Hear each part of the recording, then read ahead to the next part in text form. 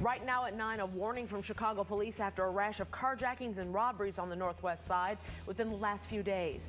Tonight, we're hearing from a recent victim learning to fight back. A disturbing hit and run caught on camera in the western suburbs. A 72-year-old man seriously injured after a driver in a Jeep hit his motorcycle and took off.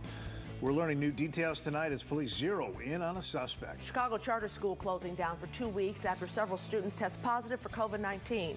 Tonight, the teachers union is blasting the CPS safety plan. We're hearing from the mayor just ahead. City Council signs off on a new police contract. It's the first time that CPD has a contract in 4 years, but that's not the only big headline from today's council meeting. We'll explain just ahead.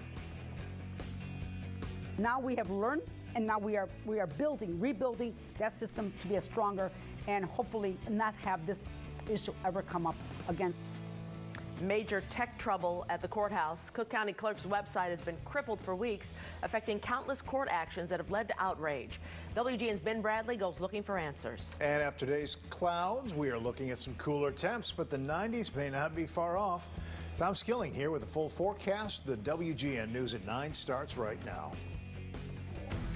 This is Chicago's very own WGN News at 9. Good evening, I'm Micah Mater. And I'm Ray Cortopassi, right now at 9 o'clock, Chicago police warning people on the northwest side about a rash of armed carjackings and robberies. There were 4 incidents in Bucktown and Wicker Park just last night, and police believe all are connected.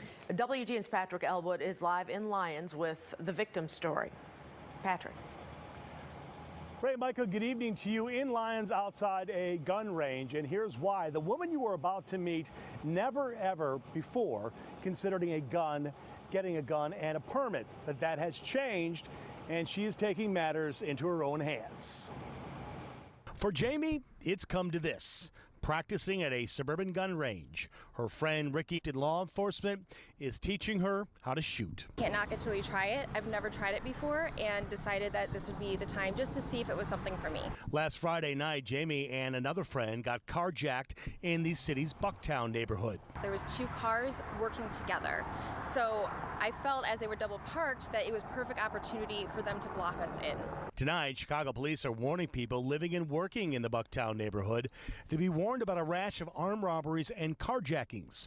Jamie isn't sure if hers is related to those. You can carry mace is a good idea. That's what Jamie was told when she filed her police report, and to consider a conceal and carry because of how there's been elevated cases that have been armed carjackings in the neighborhood, and it's something I would never have considered before. But given the state of affairs these days in the city, she just might, because she never wants to be that defenseless again. Just familiarizing. So far, I'm a pretty decent shot, according to Ricky, but we'll see how it goes. There's no commitment yet, but I have to just try it first. Options. Yes, I want to keep my options over to feel safer. So she says she will decide in relatively soon whether or not she's going to get that gun and permit. She's also taken to social media to warn her friends and neighbors about what happened to her. Reporting from Lyons tonight, Patrick Elwood, WGN News. Back to you guys in the studio. Thank you, Patrick. We're learning new details tonight in the mass shooting that critically injured an off-duty firefighter. Tim Island's family says he's showing signs of improvement. Right now, Island remains in critical but stable condition. He was shot in the head Saturday night in West Pullman. A woman killed and 4 others were injured in that shooting. They were celebrating a surprise birthday party. Witnesses say a group of people emerged from a dark alleyway and opened fire.